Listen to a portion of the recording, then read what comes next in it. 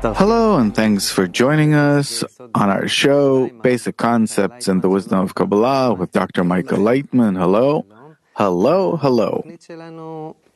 Our show will take each time a new concept from the wisdom of Kabbalah, and we'll try to define it in the simplest and most emotional way for beginners. And today we want to talk about the point in the heart. I will try to represent you, the viewers, here in the studio and ask your questions. So let's begin. Dr. Laitman, from what I see since I started taking interest in the wisdom of Kabbalah is that there are people that come to this wisdom from a feeling that I have everything in life, but still something's missing. There's something beyond. Other people that I met come after some kind of crisis, tragedy, something that deeply touches them, and they're trying to understand why, what does life want from them. Now, when I look on the horizon and I say, look, if this is how life is going to continue, it seems gray, even though that everything is as if fine. So my question is, how do you see the people that come to you to study the wisdom of Kabbalah? What inner feeling brings them? Well, what can I tell you? I began studying the wisdom of Kabbalah in 1976. In 1979, I met my teacher, the great Baruch Shalom Alevi Ashlag,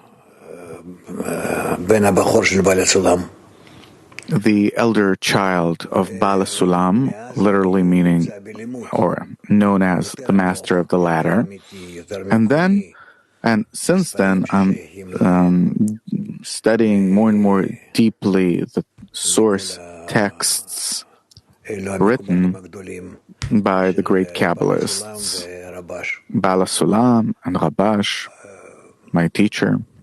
I started teaching about 2 years later because people used to come and ask. I lived in the city of Rehovot back then, and from that, I started talking about it. I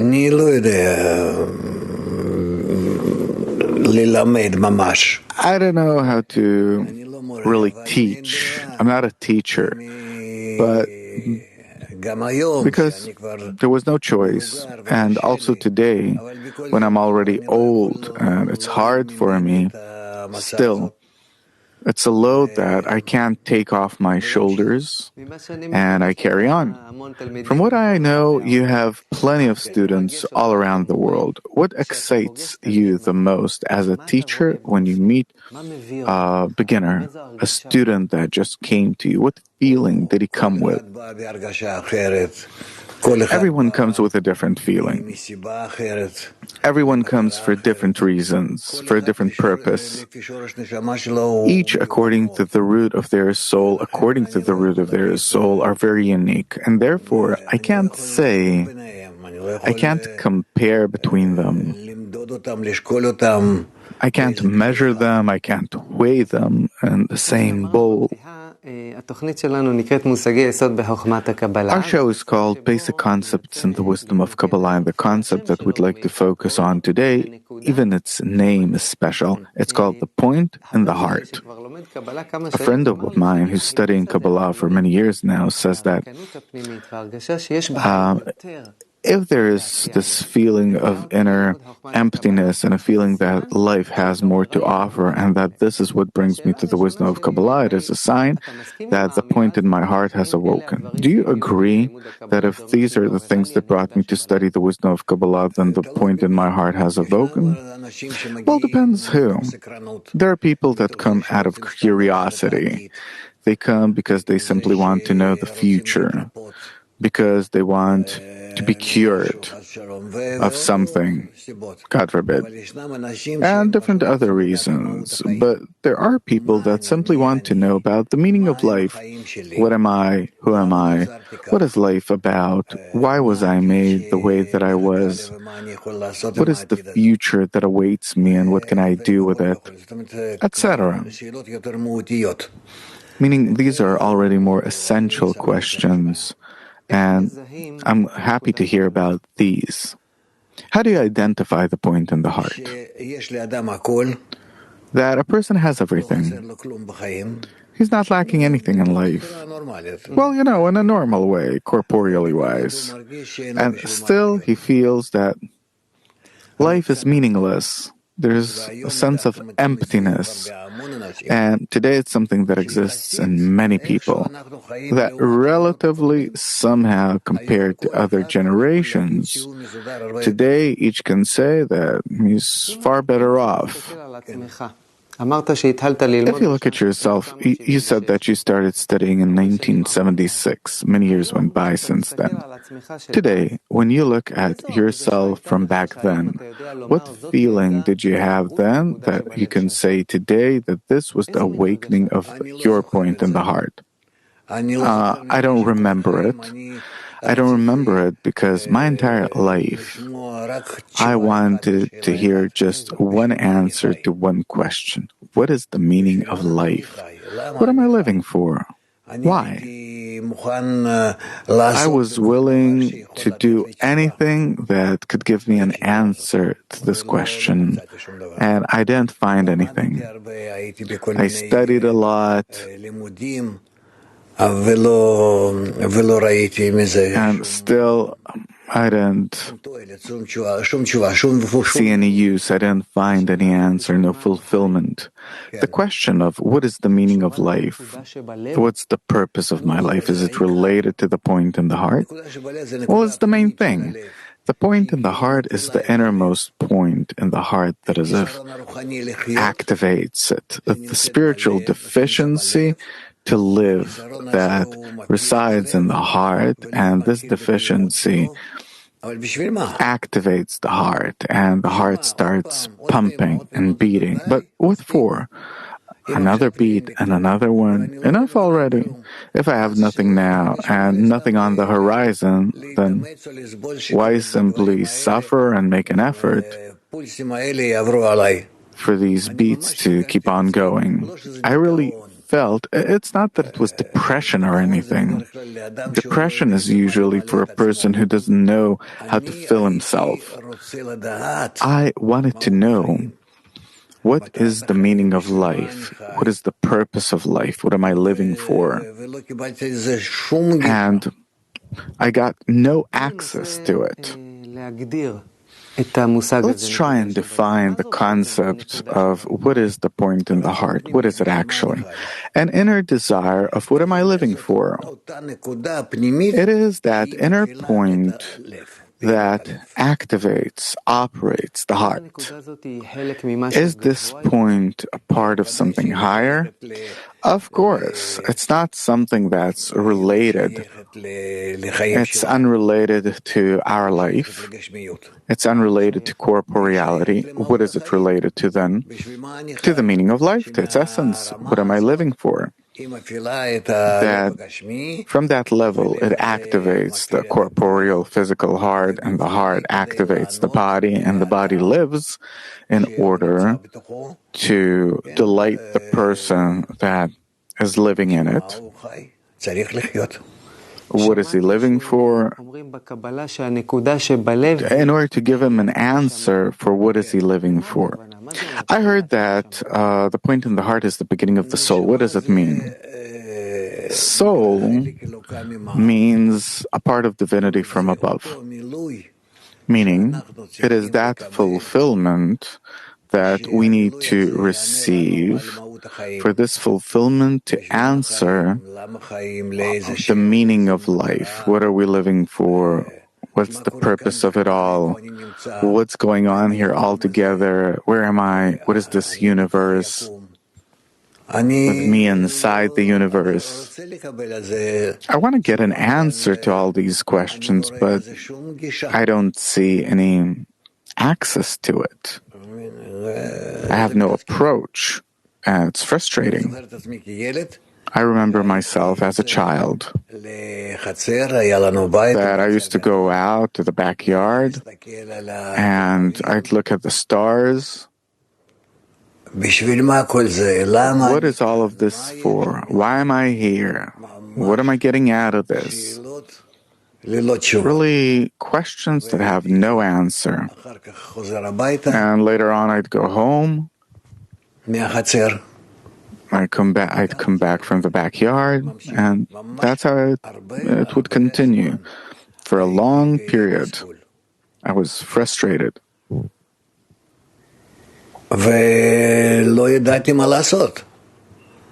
And I had no idea what to do. Years went by. I read different books. I went to different circles, scientific circles, extracurricular activities, but nothing came even close to explaining these things. And what happens is that later on, I was told in Israel that probably you need to turn to religious circles. So I went to different religious circles, asked there, but found no answer either. Afterwards, I was told probably you need to ask Kabbalists. And then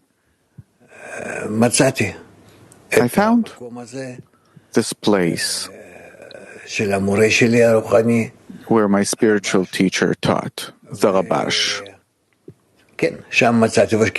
And there I found. And when I opened the book, for me it was really a big surprise. How could it be that, so clearly,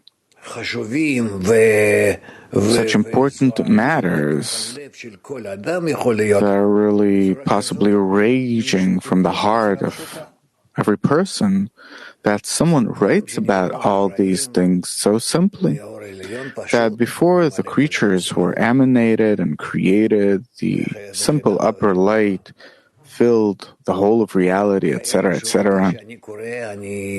When I read these words, I have no idea how to look at it, because I was almost 30 already. It really excited me. And I remember to this day, and today I'm 75 already. I went through a lot in this regard. And you can practically say that it's my entire life, but I never read anything similar in any other place. It really hit me emotionally, internally. Where is my entire life, all of my frustrations, my inner cries, silent but from the heart, that I don't know what's the meaning of life, what am I living for, and another day goes by and another one, and we're talking about a boy or a teenager or a young fellow that has everything but doesn't have the main thing, which is a purpose, a meaning in life. And therefore, when I came to the wisdom of Kabbalah, I found life. This means that I found life. And afterwards, when I found out that to really find life can maybe take your entire lifetime, can take up all of a person's years until he finds the path, the contact with the Creator, the revelation of the Creator to his created beings, but still, he knows that it exists. He knows that it's there. And this life then pulls him already. And that's how I found it. It's something very important, and therefore, when I found it, I couldn't hold myself back. I wrote books for beginners in order to pull them to it. I started talking about it in different circles and places, wherever people wanted to listen, to hear about it. And that's how I came to a state where thousands of people went by. And to this day, this is how I continue. And probably this is how it's going to be till the end of my life. Why now, when you talk about the awakening of the point in the heart, do I start crying?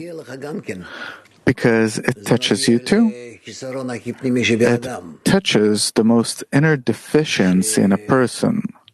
That on the one hand, he's happy that there is such a thing in life, and that we're not like animals that have nothing besides sustaining ourselves, our body, in every given moment of our existence, but that we also want to have a purpose, some kind of star that shines for us. That this world has some upper reason. That is the Creator that created the world. And that this world has a purpose, which is to reveal the Creator that created the world in a special way for us to be able to reveal Him.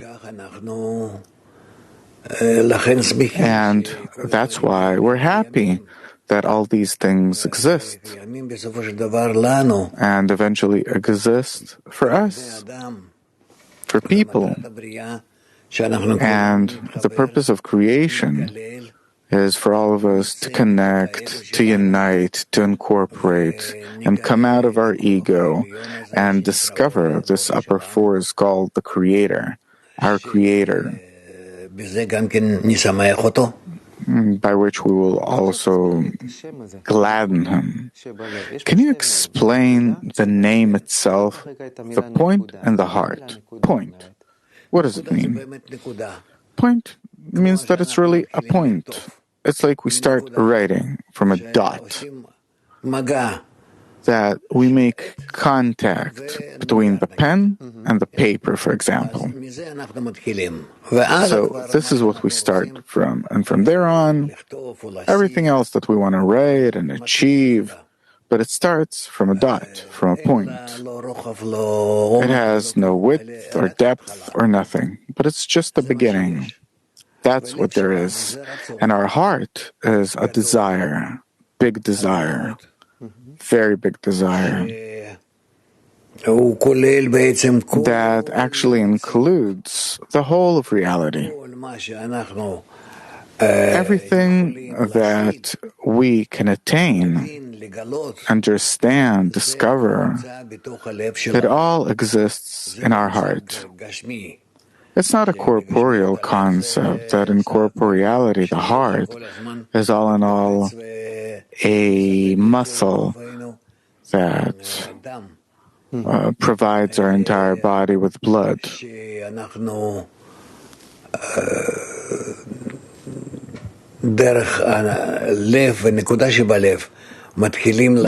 through the heart and the point in the heart, we start acknowledging the true reality. Heart in the wisdom of Kabbalah means all of a person's desires, all of them.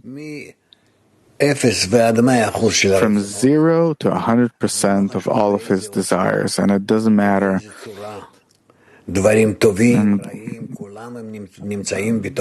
how strong, or are these good or bad things? They're all in the heart. And in these desires, there is the point in the heart. The point in the heart is related to something very exalted called Creator. That He has created the heart through which man feels the whole of reality. But through the point in the heart, can a person reach a feeling, a connection with his Creator. Therefore, what's important to us is to discover the point in the heart, and through it, to discover the entire heart that the Creator created. And then, through that, we'll be able to understand and attain what did the Creator do it for? Why? And on the way, we attain Him, we get to know Him. Why did He do everything that He did? And what can we do in return? Why does this point awaken in some of the people's hearts and in others it doesn't? There's no clear answer to it, because for this we need to see the entire variety of souls, meaning hearts, with all the points in the heart.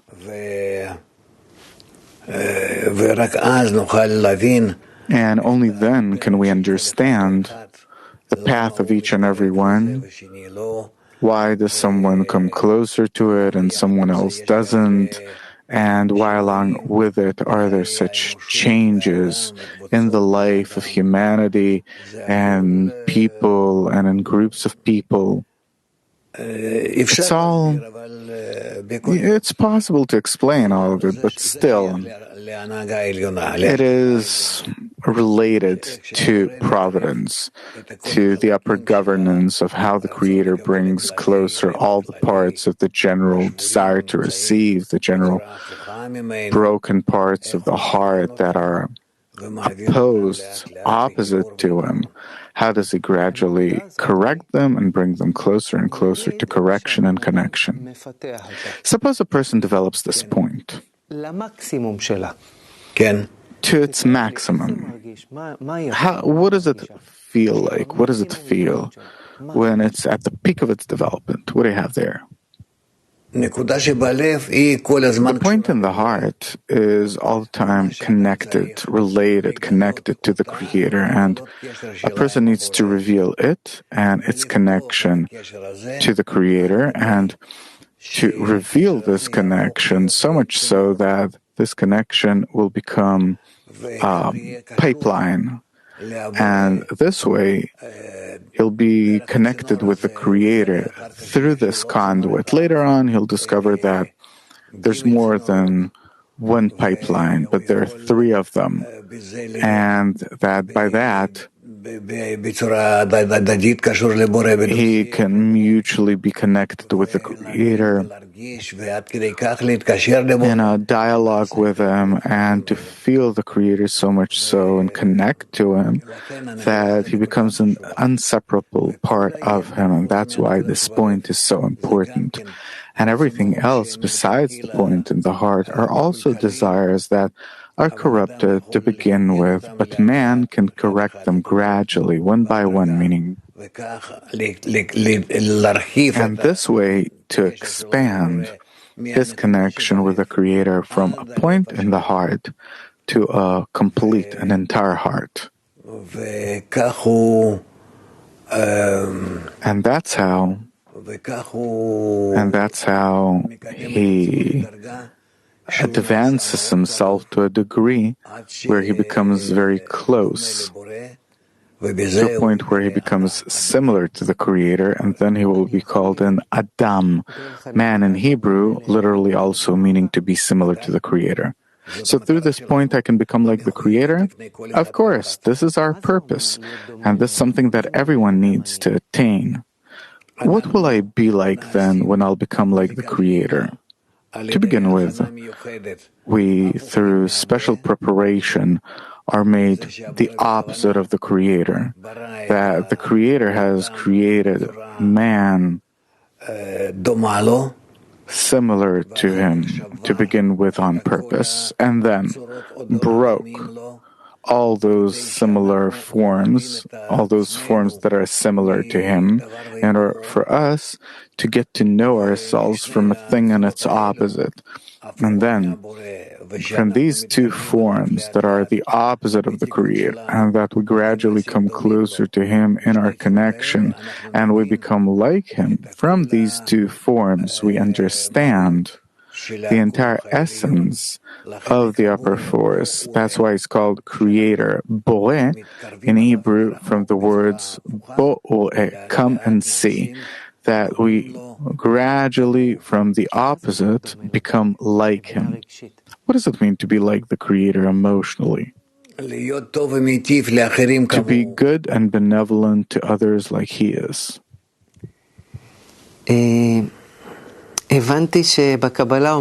understand that Kabbalah says that the people that you surround yourself with are very important for the development of the point in your heart. Why?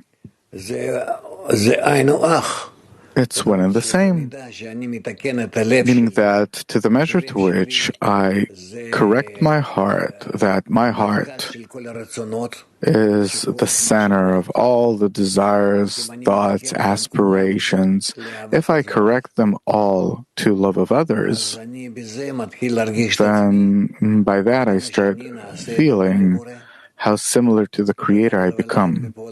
And therefore, in this action, I will be called man, he who is similar to the upper. Unfortunately, our time's almost up. I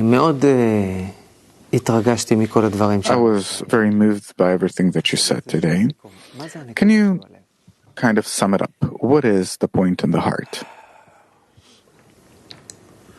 The point in the heart is a point that has no measure in width, length, depth, height, in no direction. It's just a point of connection with the Creator that, if we want to remain in this point, and only, but